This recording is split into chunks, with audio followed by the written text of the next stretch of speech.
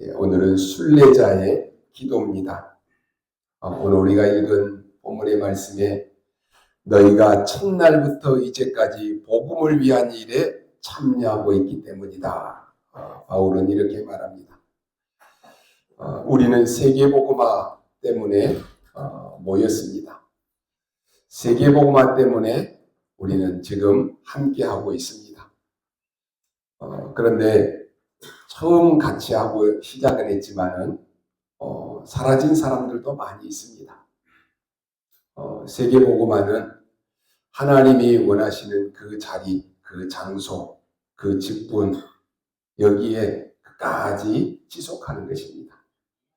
누구나 다 시작은 할 수 있지요. 그런데 그걸 끝까지 하는 사람은 많지는 않습니다. 예수님을 따라다녔던 많은 제자들도 엄청 많았잖아요.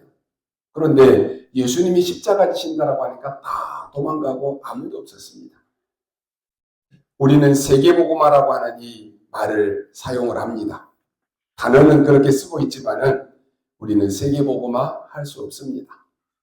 또 우리는 세계복음화 할 수 있는 그 힘도 없습니다. 초대교회를 보면은 초대교회는 가장 큰 어려움을 당하고 있었습니다. 국가적인 차원에서 초대교회를 이단 누명을 씌워놨습니다. 지금도 그렇습니다만은 이단의 누명 쓰고 있으면 전도하기도 힘듭니다. 어디 가서 내가 초대교회 다닌다 말도 하기 힘들어요. 그런데 이런 상황에 제자는 숨겨놨습니다. 여러분, 이단의 누명 씌워놨으니까 어디 가서 나 초대교회 다닌다, 예수 믿는다 말할 수 있습니까? 진짜 제자만 모일 수 있는 거예요. 그래서 이 사람들은요, 익두스라고 하는 물고기 모양의 표식을 가지고 다녔다니까요. 그러니까 어디 가서 드러내놓고 얘기는 못하지만은 그 표식을 보고 야, 이 사람이 예수 믿는 사람이구나 아는 거예요. 이런 이단의 누명을 씌고 있으니까 아무것도 할 수가 없습니다. 직장에 가서도 나 초대교회 다닌다? 잘린다니까요. 어디서 드러내놓고 할 수 있습니까? 할 수 없습니다. 거기다가 법으로 정해놨기 때문에 복음을 전하면 감옥에 가둡니다. 아니 뭐 범죄를 해서 감옥에 가두는 게 아니고 복음 전하면 감옥에다가 가뒀다니까요. 앞으로 이런 날이 또 올 수도 있겠죠. 예수 그리스도 말하지 말아라. 복음 전하지 말아라. 그냥 교회만 다니는데 국가에서 하라는 대로 해라. 그런 교회도 많습니다. 그러니까요.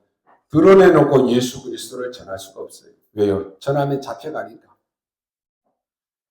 오늘 여러분이 지금 여러분 직장에서 여러분 만나는 친구들에게 복음 전한다라고 해서 잡아가는 그런 시기는 아직 아닙니다. 그러니까 잡아간다. 누가 복음 전할 수 있습니까? 진짜 복음 가진 자만 복음을 전할 수 있는 거예요. 가짜는 전할 수 없어요. 왜요? 전하면 잡혀가니까. 그래도 전한다. 그럼 사형을 시켰다니까요. 감옥에 가두는 정도가 아니라 사형을 시켜버리는 거예요. 저는 일제 때 우상의 신사 앞에 절하면 죽인다라고 했는데도 끝까지 신사 앞에 절하지 않고 신앙을 지키다가 그 순교했던 순교의 터 위에 세워진 교회에서 신앙생활을 했습니다. 여러분이 우리는 아직 내가 복음 전하면 죽음의 단계까지는 안 갔으니까 별로 마음에 닿지는 않을 거예요. 근데 내가 지금 직장에서 여러분의 현장에서 복음 전하는데 나를 잡아서 죽인다. 누가 과연 복음 전할 수 있겠습니까? 잘 못 전할 거예요. 그렇죠? 아무리 믿음 좋다라고 해도 내가 지금 복음 전하면 죽는데 어찌 전할 수 있겠습니까? 초대교회 상황이 지금 이런 상황입니다. 과연 이런 일이 우리에게, 나에게 지금 벌어진다. 어떻게 될까요? 근데 참 희한하지요. 이런 핍박과 환란이 오면 이런 어려움이 올수록 진짜 제자는, 진짜 믿음의 사람은 더 모이는 거예요. 가짜들은요, 다 떠나가고 없다니까요. 여러분에게 진짜 이 사람이 믿음의 사람이냐, 신앙의 사람이냐, 여러분의 핍박과 어려움이 오면 알 수 있어요. 평상시에는 주일 예배도 잘 안 드려요. 뭐 말씀도 잘 안 들어요. 진짜 제자는 핍박이 오면 더 와서 예배 드리려고 하는 거예요. 참 희한하지요. 그런다니까요. 제자는 모일 수밖에 없는 거예요. 모든 사회에서 단절시킨다. 우리 집사님들이 직장에 다니는데, 너 저기 아름다운 교회 다녀? 그럼 너 직장에서 잘려. 그러면 과연 나는 예수를 믿고 교회 다녀야 되겠습니다. 나는 다른 직장 가겠습니다. 그런 사람이 있을까요? 아유, 교회야 많으니까 딴 데로 옮기고 나는 이 직장 다니겠습니다. 거의 그럴 거예요. 사회에도 단절되어 버린다. 얼마나 어려운 상황입니까? 여러분이 만약에 그렇게 된다라고 하면은 여러분은 어떻게 하겠습니까? 제가 이번에 필리핀에 갔다 왔는데요. 저 산중에 올라가니까 핸드폰이 안 돼요. 우리 랩런트들은 알 거예요. 여러분이 하루만 핸드폰이 안 돼도 아마 답답해서 미칠 지경일 거예요. 조그만한 사유와 통화가 안 돼도 답답하다니까요. 살 수가 없습니다. 그런데 사회와 단절시켜버린다. 예전에 우리 코로나 때 시국에서는 코로나 되면은요, 한 달, 두 달을 집 밖에 못 나오도록 단절시켜버렸잖아요. 얼마나 답답해요. 밖에 나와서 슈퍼에 와서 라면 하나 사갈 수도 없다니까요. 집 밖으로 못 나오니까. 지금 밖에는 어떻게 돌아가는지 다 차단해서 깜깜무소식이에요. 얼마나 답답합니까? 거기에다가 초대교회에 모인 사람들을 보니까 원래 부자가 아니었습니다. 재력가가 아니었다니까요. 그래도 초대교회에 모인 사람들이 재력가가 몇 명 있으면 그나마 낫겠죠. 다 가난한 사람들이 모인 것입니다. 별 보잘것없는 사람이에요. 세상에 능력 있는 사람이 없었습니다. 그래서 성경에는 이 초대교회에 모인 사람들을 보고 갈릴리 사람들아 그랬어요. 별 보잘것없는 하찮은 사람이다라고 하는 것입니다. 그런데 이런 사람들이 어떻게 세계복음을 할 수 있겠느냐라고 하는 것입니다. 이때 여러분이 꼭 명심해야 됩니다. 아무것도 할 수 없는 초대교회에 예수님께서는 세 가지를 먼저 주셨습니다. 빨리 우리가 캐치해야 됩니다. 그 첫째는 뭐냐? 복음의 능력이 뭔가를 설명했습니다. 복음의 능력을 설명할 때 예수님이 사람들이 나를 누구라고 하더냐? 이런 질문을 던졌습니다. 대부분 다 틀리게 대답했지요. 이게 바로 문제입니다. 교회는 다녀요. 신앙생활은 열심히 합니다. 그런데 틀리게 믿고 있는 거예요. 복음을 정말로 알면 능력이 생기는데 이때 베드로가 이렇게 고백합니다. 주는 그리스도시요 살아계신 하나님의 아들이십니다. 예수님께서 깜짝 놀라서 베드로를 축복하셨죠. 너는 베드로라 반석 위에 내 교회를 내가 세울 것이다. 음부의 권세가 너를 이기지 못할 것이다. 천국 열쇠를 내게 준다라고 엄청난 축복을 하십니다. 그리고 이상한 말을 한마디 하십니다. 이게 중요하죠. 마태복음 16장 20절에 보니까 아무에게도 말하지 말아라 그랬습니다. 이게 중요합니다. 아니 빨리 가서 이 기쁜 소식을 전하라 그래야 될 것인데 아무에게도 말하지 말아라 그랬습니다. 여기에서 예수님께서 두 번째 주신 말씀이 있습니다. 복음 누리는 기도의 참된 힘을 말합니다. 다시 말하면 오늘 말씀의 제목처럼 순례자의 기도, 순례자의 힘입니다. 지금 남아있는 것이 바로 이것입니다. 여러분이 가는 길에 힘이 있어야 될 것 아닙니까? 육신에도 힘이 없으면 할 수가 없듯이 영적으로도 힘이 없으면 아무것도 못하는 거예요. 영적으로 힘이 없는 사람은 예배 드리는 한 시간이 힘듭니다.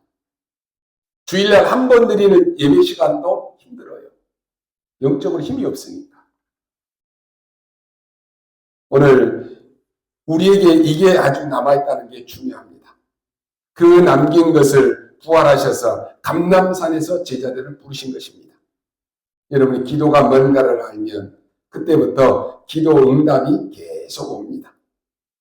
하나님은 여러분을 파수꾼으로 세우시고 그리스도께서 주신 망대를 세우라라고 하는 것입니다. 그 길로 계속 가니까 그 첫 번째 망대가 뭡니까? 성삼위 하나님께서 나와 함께 하시는 것입니다. 이 망대는 아무도 모르는 보호자의 망대가 서는 것입니다. 이때부터 능력을 약속하셨는데 뭘 약속하셨습니까? 땅끝까지 증인될 것이다 그랬습니다. 우리의 과거, 현재, 미래를 해결하는 3시대 살릴 능력을 주시겠다라고 약속했습니다. 우리의 모든 질병, 우리의 연약함을 이기는 오력을 주겠다라고 약속하셨습니다. 바로 그 권능입니다. 더욱이나 공중 권세 잡은 자를 이기는 우주의 능력을 주겠다라고 말씀하셨습니다. 내 안에 하나님께서 주시는 미리 보는 능력을 주겠다라고 약속했습니다. 특히 세 가지 뜰, 교회 살리는 능력을 주겠다라고 하셨습니다. 세상 살리는 능력을 주겠다라고 하는 말씀입니다. 이게 일곱 망대입니다. 복음 누리는 순례자의 기도입니다. 여러분이 이 기도를 평상시에 계속하고 있다. 그러면 들려질 것이 달라질 것입니다. 예수님이 이것을 일단 40일 동안 제자들을 불러놓고 설명했습니다. 성삼위 하나님께서 눈에 안 보이게 지금 이 시간에도 세 가지를 응답하고 계십니다. 우리는 그 여정을 가면 되는 것입니다. 우리에게 여정 가운데 절대로 흔들리지 않는 신앙의 10가지 발판이 있습니다. 그 길로 가면 되는 것입니다. 그리고 10가지 비밀이 있습니다. 그 길로 가라라고 하는 것입니다. 보호자의 확신 5가지가 있습니다. 보호자의 흐름 9가지 있습니다. 중요한 것은 우리에게 평생의 응답을 얻고 주는 그 여정으로 가라라고 하는 것입니다. 그래서 여러분이 가는 모든 삶은 보호자의 캠프입니다. 그 여정으로 가라라고 하는 것입니다. 이걸 예수님이 지금 40일 동안 설명한 것입니다. 그리고는 굉장히 중요한 이정표를 설명했습니다. 여러분의 학업, 여러분의 산업, 전도 모든 것이 여기서 다 나오는 것입니다. 요한복음 19장 30절에 모든 문제를 해결하는 갈보리산 이정표입니다. 특별히 보호자의 미션을 준 감람산 이정표입니다. 기도하면 응답받는 마가다락방 이정표 체험입니다. 이 이정표라고 하는 말은 절대 망대를 세우기 때문에 역사에 일어나는 것입니다. 이걸 계속하면 여러분 앞에 응답으로 나타납니다. 더 중요한 것은 안디옥 이정표입니다. 첫 선교사로 나갔는데 완전히 성령 인도받는 아시아의 이정표입니다. 문이 막히는 줄 알았습니다. 우리는 대부분 문이 막히면 어떻게 합니까? 딴짓해요. 문이 막히면 다른 길로 가려고 해요. 아닙니다. 마게도냐로 가는 완전히 전환점이 일어났습니다. 그리고 마지막이 뭡니까? 로마입니다. 확실한 이정표 우리에게 주셨습니다. 이 기도의 비밀, 이 힘을 우리에게 주셨다니까요. 그래서 우리 교회에서는 금요 예배 때마다 함께 우리가 기도합니다. 우리 시국에서도 우리 렘넌트들도 참여해서요. 짧은 시간이지만은 편안하고 깊이 기도하는 시간을 갖습니다. 그 시간이 여러분 아무것도 아닌 그 시간인 것처럼 보여도 정말로 여러분 치유를 놓고 기도하는 시간입니다. 집중해서 기도하시라니까요. 오늘 그 다음에 세 번째가 뭡니까? 진짜 응답이 뭔가를 알려주셨습니다. 그게 바로 예루살렘과 유다와 사마리아와 땅끝까지 이르러 내 증인이 되리라 그랬습니다. 이게 진짜 응답입니다. 내가 권능을 받고 예루살렘, 유다, 사마리아 땅끝까지 증인되리라. 우리 렘넌트들은 이것 되도록 하는 것이 기준입니다. 사업하는 분들도 이것 되도록 하는 것이 기준입니다. 이 단어를 어떻게 잡아야 됩니까? 300% 잡으라고 하는 것입니다. 내가 뭘 해야 될 것이냐? 100% 준비입니다. 그리고 현장에서 100%입니다. 지속할 수 있는 시스템 100%입니다. 한 명만 예를 들자면요. 요셉이 이걸 들고 가는 것입니다. 요셉은 이미 300%가 준비되어서 노예로 간 것이라니까요. 왜냐? 이것이라야만 세계복음을 할 수 있기 때문에 그렇습니다. 이 능력으로만 여러분의 가정과 가문, 현장, 나를 살릴 수가 있는 것입니다. 지금 이 눈이, 여러분의 눈이 어디로 가느냐? 이게 중요합니다. 말씀 따라가야 되는 것입니다. 말씀 놓친다, 다 놓치는 것입니다. 감람산에서 그리스도께서 하신 그 말씀, 그 앞으로 나와야 되는 것입니다. 예수님이 이 그리스도 앞에, 여러분이 그리스도 앞에서 40일 동안 지금 앉아서 이 말씀을 듣는다라고 생각해 보십시오. 7 망대, 7 여정, 7 이정표를 40일 동안 예수님이 앞에서 지금 이걸 듣고 있다. 어떻게 되겠습니까? 이 언약을 딱 붙잡고 확실한 300% 답을 주셨다니까요. 이거 가지고 가면 무조건 승리합니다. 그러니 이미 목동으로 있을 때 다윗은 준비되었습니다. 이게 예수님이 위기 속에 있는 제자들에게 주신 말씀입니다. 이건 아무도 못 깨달았다니까요. 베드로와 많은 사도들이 들었는데도 못 깨달았습니다. 그러니 한계없는 것이, 여러분 말씀을 똑같이 듣는다라고 해서 다 깨닫는 게 아니라니까요. 못 깨달으니까 한계가 오는 것이에요. 이걸 깨달은 인물이 나왔는데 바울입니다. 성경 전체를 보면 예수님이 40일 동안 하나님 나라를 설명했는데 그 단어를 쓴 사람이 없다니까요. 바울이 로마로 가기 전에 두란노에서 하나님의 나라에 대해서 석 달 동안 담대히 전했다라고 말씀합니다. 그러면 바울에게 있어서 가장 중요하게 생각하는 것이 뭐겠습니까? 이 답을 가지고 있는 바울이 제일 중요하게 생각하는 것이 과연 뭐냐라고 하는 것입니다. 사람마다 다를 수 있겠지만 바울이 제일 중요하게 보는 것이 바로 기도의 비밀이었습니다. 순례자의 기도가 시작된 것입니다. 순례자는 가는 길에 비바람, 태풍도 올 수 있어요. 구덩이에 넘어질 수도 있어요. 많은 어려움이 올 수 있습니다. 상관없어요.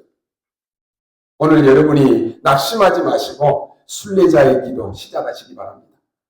어떤 사람은 조금 기도하다가 응답이 없다고 해서 낙심하고 포기해버린다니까요. 목사님 금요일마다 기도해도 나에게 별 응답이 없어요. 예배 안 드린다니까요. 그게 나를 망하게 하는 줄 모르는 거예요. 병든 자, 순례자의 기도 시작하시기 바랍니다. 진짜 언약 붙잡고 시작하라니까요. 도전하라니까요. 낙심하지 말고 진짜 기도 시작하십시오. 너희가 내 이름으로 기도하는 것은 내가 다 시행하리라. 여러분이 예수 그리스도 이름으로 기도하는 것은 하나도 땅에 떨어지지 않고 하나님의 정확한 시간표에 응답으로 옵니다. 보세요. 예수님이 주신 것이 내게 응답으로 올 수 있도록 300% 올 수 있도록 기도하라니까요. 제일 미련하고 바보 같은 사람은 기도의 비밀을 모르는 사람이에요. 특히 렘넌트는 300%가 준비 안 되면 안 하면 됩니다. 이게 준비 안 된다. 세계복음화 못합니다. 지금부터 그래서 준비하라라고 하는 것입니다. 그래서 바울이 제일 중요하게 본 게 뭐냐? 기도입니다. 그냥 기도가 아니고 기도의 비밀입니다. 그걸 오늘 3가지가 나왔죠. 첫 번째로 4절에 보면 항상 너희를 위하여 기도한다 그랬습니다. 이 말이 뭡니까? 24 기도입니다. 항상 주의 종이 우리 성도를 놓고 항상 24 기도하고 우리 성도들은 우리 목사님을 위해서 24 기도하고 이게 소통돼야 되는 것입니다. 지금부터 여러분 시작하시기 바랍니다. 편안하게 3 집중하라라고 하는 것입니다. 24가 행복할 수 있도록 24 기도 이걸 누릴 수 있어야 되는 것입니다. 힘들다, 어렵다라고 하는 사람은 못합니까요? 그냥 아침에 여러분 눈 뜨면 편안하게 기도로 누리는 것입니다. 저는 이번에도 보니까 우리 성도님들이 변함없이 새벽에 보면 항상 온라인으로 와서 예배 드리는 분들. 저는 딱 예배 드릴 때 힘을 얻어요. 아, 이분들이 24 기도하고 있구나. 여러분이요, 24 기도 속에 가장 먼저 할 일이 뭡니까? 나를 살리는 기도입니다. 나의 뇌를 살리고, 내 영을 살리고, 내 몸을 살리는 기도 하셔야 됩니다. 그리고 낮에는 뭡니까? 많은 사람들을 만나기 때문에 사람 살리는 기도하라고 하는 거지. 밤에는 여러분이 편안하게 깊은 기도 속에 답을 얻는 기도 하셔야 됩니다. 이게 24입니다. 이번 주에 우리 유태순 집사님도 보니까 계속 메시지 올려주는 것마다 다 녹취해서 포럼에서 막 계속 올리더라고요. 잘하고 있는 것이에요. 내가 이거 안 하면 자꾸 딴 생각 생기는 거예요. 필요 없는 생각 생긴다니까요. 24 기도의 행복 누리십시오. 이래버리면 저절로 3세팅이 됩니다. 여러분에게 건강이 찾아오면 이제는 완전히 플랫폼으로 파수망대로 안테나가 딱 세워지게 되는 것입니다. 이것만 하고 있는데 3응답이 옵니다.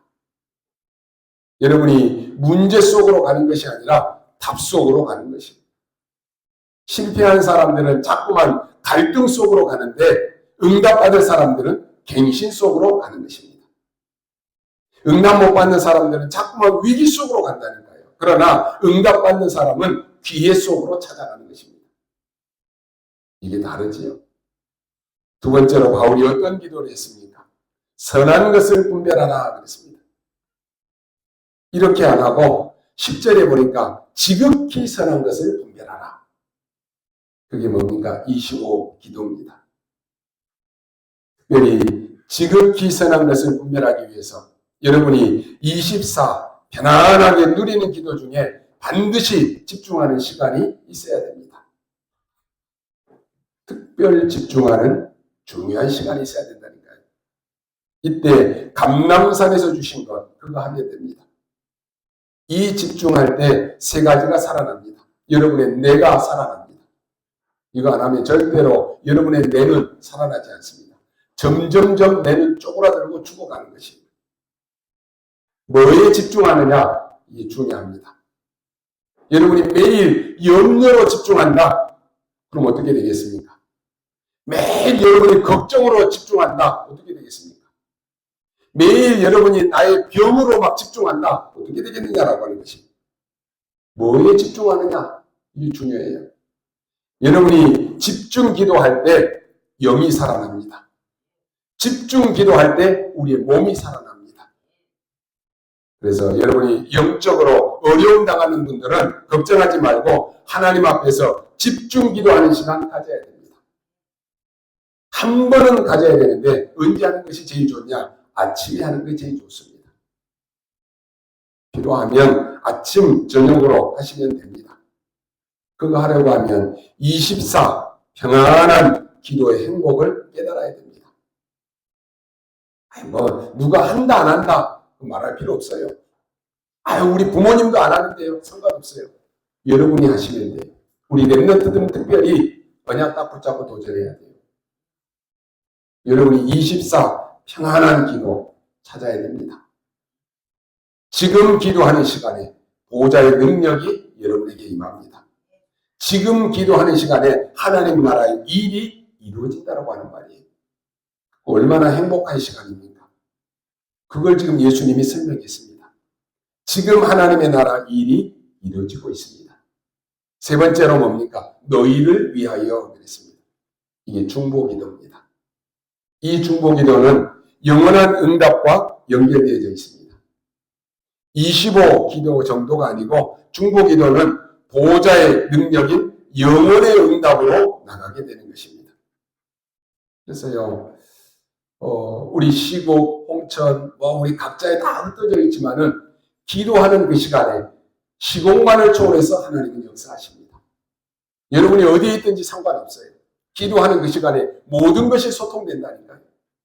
그래서 우리 아까 장로님도 기도하셨는데 시국과 홍천에 지금 성령으로 역사해달라고 했는데 그 시간에 역사가 일어나는 것입니다. 이걸 믿는다라고 하면요. 우리 시국에 있는 성도들도 홍천에 있는 우리 성도들도 교회를 위해서 주의 종을 위해서 기도하라라고 하는 것입니다. 이게 통한다니까요.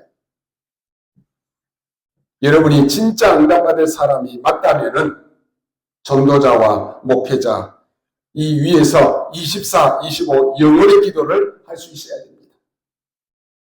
그래서 아침 기도 반드시 시작하셔야 됩니다.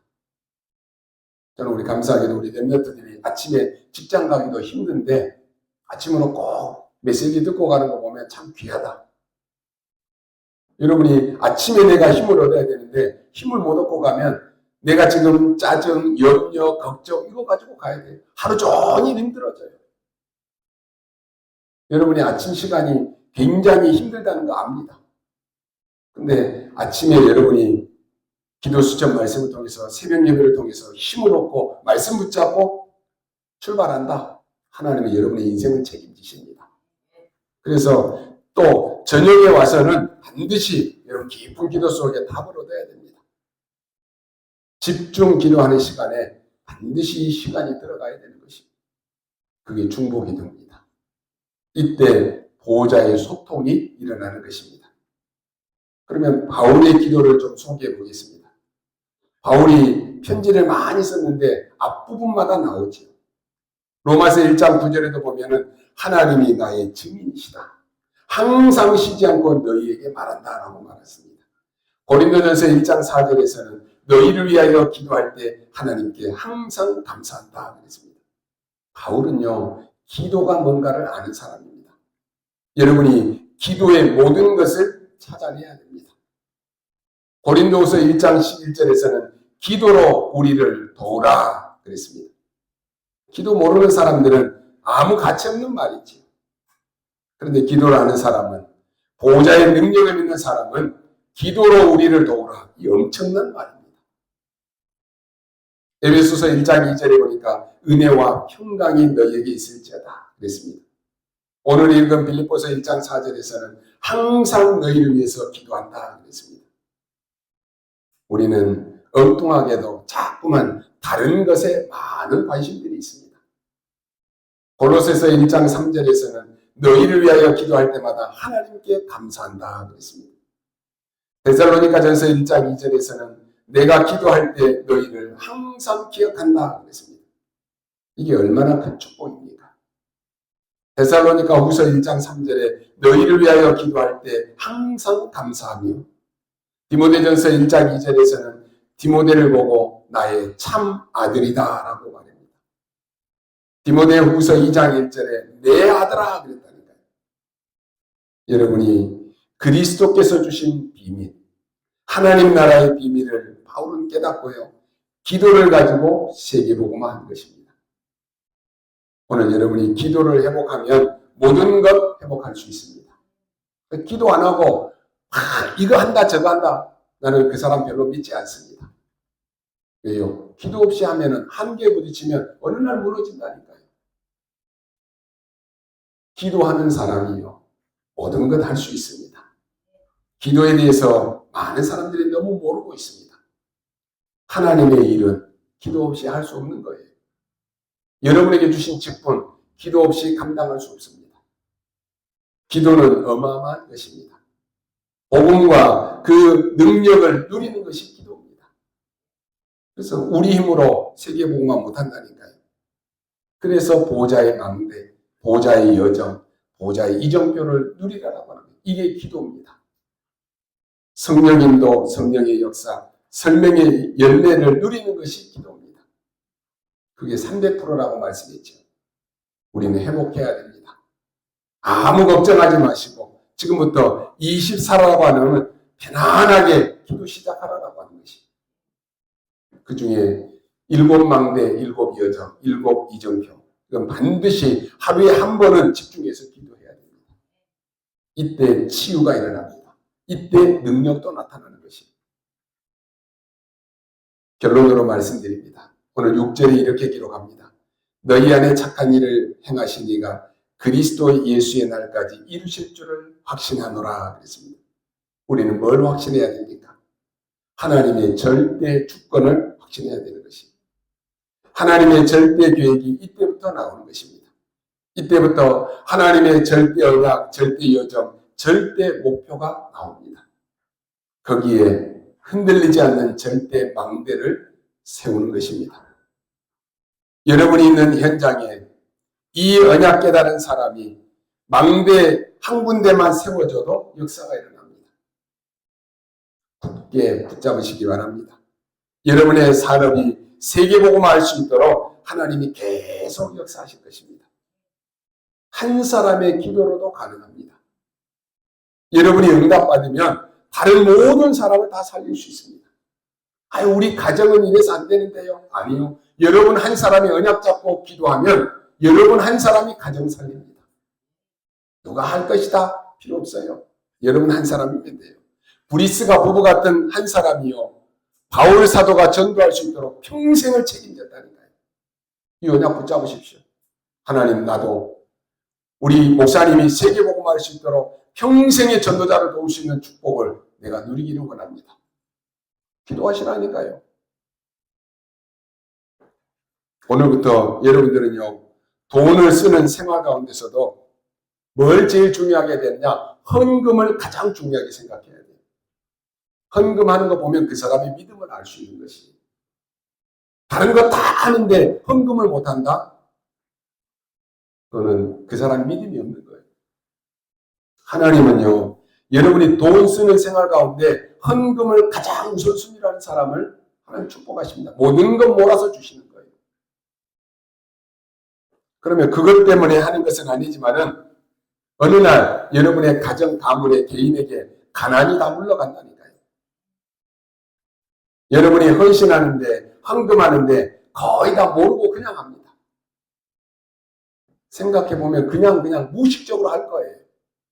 대충, 감사절 대충 헌금하고, 목사님 헌금하라고 하니까 대충 10,000원 하면 되고, 절대로 여러분 가난에서 벗어나지 못합니다. 내 삶 중에 가장 귀중한 것을 놓고 기도하면 답이 나올 것입니다. 우리는 너무 가난하니까요, 헌금 안 해도 되는 사람으로 착각합니다. 내가 지금 없는데 헌금 안 해도 돼. 착각한다니까요. 나는 또 학생인데 직장도 없는데 내가 무슨 헌금을 해. 그렇게 생각합니다. 그러면 여러분이 밖에 나가서 돈 안 씁니까? 헌금은 안 하는데 밖에 나가서 쓰는 돈은 엄청 잘 써요. 그렇다면요, 한번 생각해 보십시오. 나 같은 사람만 있다, 교회 살릴 수 있습니까? 나 같은 사람만 있다, 세계 선교 할 수 있습니까? 다 문 닫아야 돼요. 왜냐? 생전에 헌금도 제대로 안 하지, 선교 헌금도 안 하지. 나 같은 사람만 있으면 교회 문 닫아야 되고 선교 다 문 닫아야 되는 것이. 그런데요, 보세요. 브리스길라 부부 한 사람을 하나님이 축복하시니까요, 이 한 사람 때문에 바울을 통해서 로마를 정복했다니까요. 여러분은 어떤 사람으로 쓰임받기를 원합니까? 나는 헌금에 관심 없고 내 쓰는 것만 열심히 쓰다가 인생 망쳐야 되겠다. 아니면 하나님 나에게 축복해 주셔서 하나님이 교회에 세계복음화 할 수 있는 든든한 조력자가 되어야 되겠다. 브리스가 부부 한 사람이 이걸로 가능한 것이. 이게 뭘로 가능할까요? 내가 열심히 돈 벌어서 해야 되겠다? 아니요. 기도로 가능한 것입니다. 보호자의 능력으로 가능한 것입니다. 땅의 능력으로 가능한 거 아닙니다. 한 사람의 기도로 전 세계 살릴 수 있습니다. 이 기도 여러분 시작하셔야 돼요. 하나님은 우리에게 그리스도 이름으로 기도할 수 있는 복음의 축복을 주셨습니다. 이걸 붙잡고 복음의 능력을 믿고 기도하라라고 하는 것입니다. 예수님의 마지막 사역은 감람산 사역입니다. 이것은 지금도 유효합니다. 이 감람산 사역은 지금 나에게 필요합니다. 아버지의 약속하신 것을 기다리라. 몇 날이 못 되어 성령으로 세례를 받으리라 그랬다는 거예요. 성령 임하면 권능 받습니다. 그래서 그들이 마가다락방에 모여서 복음의 능력인 약속을 붙잡고 기도 속에서 오순절날 성령의 역사를 체험했습니다. 이게 눈에 안 보인다니까요. 세상은 모르는 것입니다. 약속 붙잡고 기도하고 성령이 임하니까 세상이 줄 수 없는 평안이 임했습니다. 핍박 가운데 기다릴 수 있는 힘이 생겼다니까요. 핍박은 왔지만 그들의 생각이 완전히 바뀌어버렸습니다. 실제로 살아계신 하나님을 체험하고 확인했다니까요. 하나님은 지금도 우리와 함께 계시는구나. 하나님은 우리의 모든 삶을 인도하고 계시는구나. 하나님이 우리의 인생을 지금도 보장하고 계시는구나. 나를 책임지고 계시는구나. 이 확신이 오니까요. 불안할 수밖에 없고 두려울 수밖에 없고 외로울 수밖에 없는데 이 모든 것을 이겨냈습니다. 우리는 이 땅에 살면서 내일을 모릅니다. 가면 갈수록 성경이 말한 대로 말세의 일들이 그대로 일어나고 있습니다. 이 험한 세상을 사는데 위에서 주시는 영적인 힘이 아니고 우리의 힘으로 가능할 수 있습니까? 우리는 하나님이 주시는 힘, 그 힘이 우리에게 와야 됩니다. 이것을 아는 사람이 기도하는 것입니다. 기도 한번 해보자. 이게 아니라니까요. 아유, 우리 집에 문제 왔네. 기도해야 되겠네. 우리 자녀에게 문제가 생겼네. 기도해야 되겠네. 그게 아니라니까요. 내 힘으로 살 수 있으면 기도 안 해도 됩니다.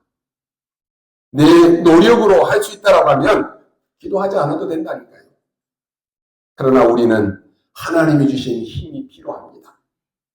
그게 기도의 비밀입니다. 그래서 기도하라라고 하는 것입니다. 여러분의 가정에, 가문에, 경제에 문제 와서 기도한다라고 하면은 하나님이 정말로 여러분을 사랑하시는지 알면은 여러분의 가정, 자녀, 경제 모든 부분에 계속해서 문제를 줄 수밖에 없어요. 왜요? 그래야 기도하니까. 그렇게 산다라고 하면은 얼마나 힘들어요. 우리는 이 땅에서 하나님을 드러내고 하나님을 증거하면서 살아야 될 사람인데 이게 우리의 힘으로 되느냐라고 하는 것입니다. 하나님이 주시는 힘이 증거가 임해야 되는 것입니다. 정말로 기도의 축복 속에 우리는 인도받아야 됩니다. 우리가 사는 이 땅에는 많은 문제도 생기고 어려움이 오기도 하고 위기도 찾아옵니다. 이때 하나님을 바라보는 사람이 있습니다. 이때 문제 때문에 낙심하고 좌절하고 상처 입는 사람도 있습니다. 정말로 우리에게 진짜 문제가 왔습니까? 진짜 어려움이 왔습니까? 성경에는 하나님을 바라보는 사람은 한 사람도 예외 없이 승리했습니다. 우리에게 어떤 문제, 어떤 사건, 어떤 어려움이 왔다면 그것은 하나님이 모르시겠습니까? 하나님이 실수해서 여러분에게 문제와 사건을 주시겠습니까? 하나님이 모르시고 실수로 우리에게 이 문제를 던졌겠습니까? 저는 그렇게 생각하지 않습니다. 하나님은 이때 우리가 더욱 하나님을 바라보라고 하는 사인입니다. 여러분에게 어떤 문제가 왔습니까? 여러분의 자녀의 경제에 문제가 왔습니까? 하나님을 더 깊이 바라보라고 하는 것입니다. 시편 18편 6절에 보니까 내가 환난 중에 여호와께 아뢰며 나의 하나님께 부르짖었더니 그가 그의 성전에서 내 소리를 들으시며 그의 앞에서 나의 부르짖음이 그의 귀에 들렸도다 그랬습니다. 다윗처럼 어려움이 많았던 사람이 또 있습니까? 그런데 그 모든 어려움을 하나님을 바라보며 이겨냈습니다. 우리가 하나님 앞에 서 있다. 그게 가장 복된 것입니다. 이 땅에 살면서 억울한 일, 힘든 일, 상처받는 일, 힘든 일 많습니다. 이 모든 일을 통해서 내가 하나님을 바라볼 수 있다고 하면 반드시 승리합니다. 대부분 보면요. 기도 안 하는 사람은 우리 가정에 조금 문제 생기고 우리 자녀에게 문제 생기면 딴짓한다니 다른 거 붙잡아요. 하나님이 우리에게 이 문제를 주셨을 때는 더 깊이 하나님을 바라보라고 한 사인이라니까요. 그러면 내가 기도해야 되는데 기도하지도 않는다니까요. 여러분이 문제에 사로잡혀 버리면 그 인생은 실패합니다. 우리가 하나님을 바라보면 그게 세월이 지나면 전부 하나님이 깨닫게 하십니다. 우리에게 어떤 문제든지 하나님을 바라보면 하나님은 분명히 그 일을 통해서 하나님의 선하신 일을 이루십니다. 왜요? 하나님은 모든 것을 하실 수 있기 때문에 그렇습니다. 하나님은 지금까지 하셨기 때문에 우리를 가장 복된 길로 인도하실 것입니다. 그래서 어떤 문제 사건 속에서도 흔들리지 않고 하나님 바라보면 됩니다.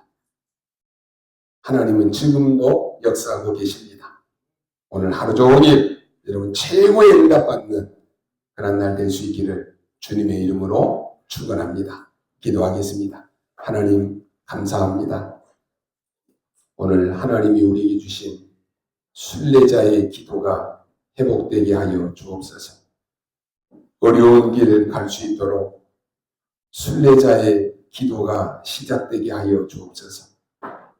병든 자 살릴 수 있도록 순례자의 기도와 능력이 회복되게 하여 주옵소서. 문제 앞에 흔들리지 아니하며 하나님 더 깊이 바라볼 수 있도록 은혜를 더하여 주옵소서. 우리의 질병 가운데 있습니까? 질병 바라보지 않고 하나님을 더 깊이 바라볼 수 있도록 우리에게 믿음 회복하게 하여 주옵소서. 감사를 드리며 살아계신 우리 구주 예수 그리스도의 이름으로 기도하옵나이다. 아멘.